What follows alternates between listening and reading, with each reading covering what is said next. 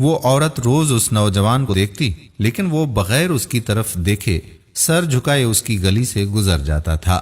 دیکھنے میں وہ کسی مدرسے کا طالب علم لگتا تھا، لیکن اتنا خوبصورت تھا کہ وہ دیکھتے ہی اسے اپنا دل دے بیٹھی، اور اب وہ چاہتی تھی کہ کسی طرح سے اس پر نظر التفات ڈالے، لیکن وہ اپنی مستی میں مگن تھا اور سر جھکائے زیر لب کچھ پڑھتا ہوا روزانہ ایک مخصوص وقت پر وہاں سے گزرتا اور کبھی آنکھ اٹھا کر نہ دیکھتا تھا۔ اس عورت کو اب ضد سی ہو گئی تھی۔ وہ حیران تھی کہ کوئی ایسا نوجوان بھی ہو سکتا ہے جو اس کی طرف نہ دیکھے، اور اسے ایسا سوچنے کا حق بھی تھا۔ وہ اپنے علاقے کی سب سے امیر ترین اور خوبصورت ترین عورت تھی، خوبصورت اتنی کہ جب وہ باہر نکلتی تو لوگ اسے بے اختیار دیکھنے پر مجبور ہو جاتے تھے۔ اسے حیرت تھی کہ جس کی خوبصورتی کو دیکھنے کے لیے لوگ ترس رہے ہیں، وہ خود کسی کو پسند کرے اور وہ مائل نہ ہو، اس کی طرف دیکھنا گوارا نہ کرے۔ اپنی انا کی شکست اور خوبصورتی کی توہین پر وہ پاگل ہونے لگی تھی، اور کوئی ایسا منصوبہ سوچنے لگی جس سے وہ اس نوجوان کو حاصل کر سکے، اس کا غرور توڑ سکے، اپنا غلام بنا سکے۔ آخرکار شیطان نے اسے ایک ایسا طریقہ سمجھا دیا جس میں پھنس کر وہ نوجوان اس کی بات مانے بنا رہ نہیں سکتا۔ اگلے دن جب وہ نوجوان اس گلی سے گزر رہا تھا تو ایک عورت اس کے قریب آئی اور کہنے لگی کہ بیٹا، میری مالکن تمہیں بلا رہی ہے۔ نوجوان نے کہا، اماں جی، آپ کی مالکن کو مجھ سے بھلا کیا کام ہو سکتا ہے؟ اس عورت نے کہا کہ بیٹا، اس نے تم سے کوئی مسئلہ پوچھنا ہے، وہ مجبور ہے، خود باہر آ نہیں سکتی، اس لیے آپ کو بلایا ہے۔ نوجوان اس عورت کے ساتھ چلا گیا۔ اس کے وہم و گمان میں بھی نہیں تھا کہ جو عورت اسے بلا رہی ہے اس کا منصوبہ کیا ہے، وہ کیا چاہتی ہے۔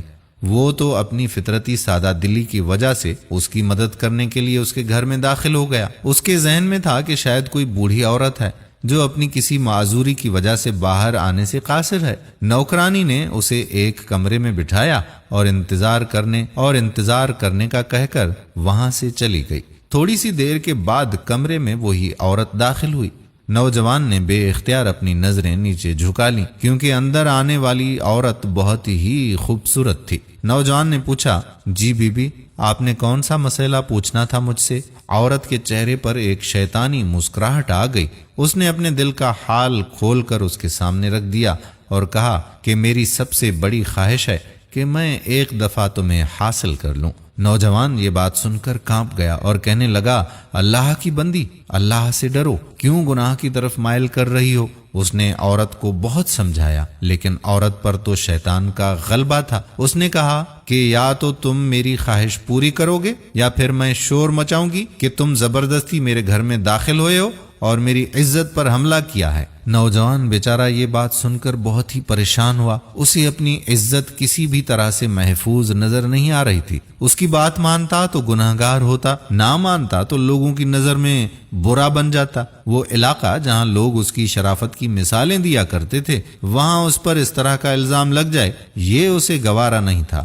وہ عجیب و غریب مصیبت میں بیچارہ پھنس گیا۔ دل ہی دل میں وہ اپنے اللہ کی طرف متوجہ ہوا اور اللہ سے مدد چاہی تو اس کے ذہن میں ایک ترکیب آ گئی۔ خواتین و حضرات، اس نے عورت سے کہا کہ ٹھیک ہے، میں تمہاری خواہش پوری کرنے کے لیے تیار ہوں، لیکن پہلے مجھے باتھ روم جانے کی حاجت ہے، مجھے جانے دیں۔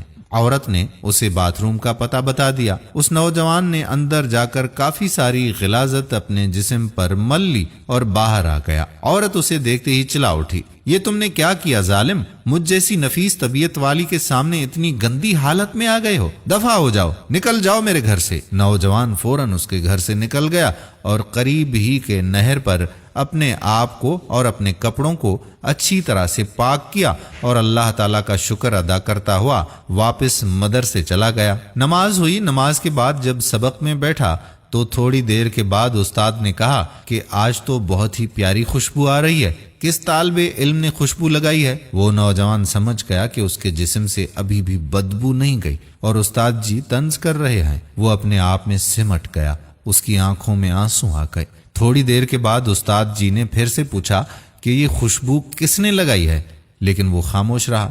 آخرکار استاد نے سب کو ایک ایک کر کے بلایا اور خوشبو سونگنے لگے۔ اس نوجوان کی باری آئی تو وہ سر جھکائے استاد کے سامنے کھڑا ہو گیا۔ استاد نے اس کے کپڑوں کو سونگھا تو خوشبو اس کے کپڑوں سے آ رہی تھی۔ استاد نے کہا کہ تم بتا کیوں نہیں رہے تھے کہ یہ خوشبو تم نے لگائی ہے؟ نوجوان رو پڑا، کہنے لگا استاد جی اب اور شرمندہ نہ کریں، مجھے پتا ہے کہ میرے کپڑوں سے بدبو آ رہی ہے، لیکن میں مجبور تھا۔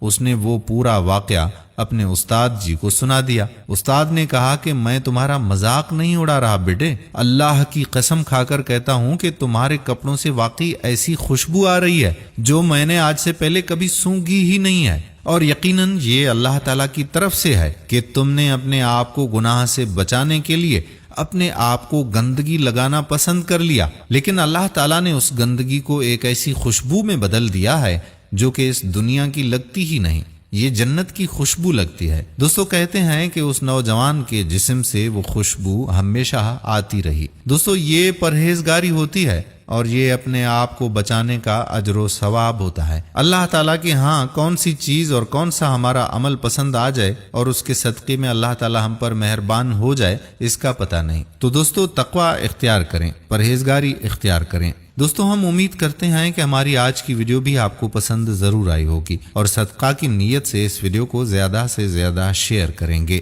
آنے والی ویڈیو تک اپنے میزبان قادر بخش کلہوڑو کو اجازت دیجیے۔ اللہ حافظ۔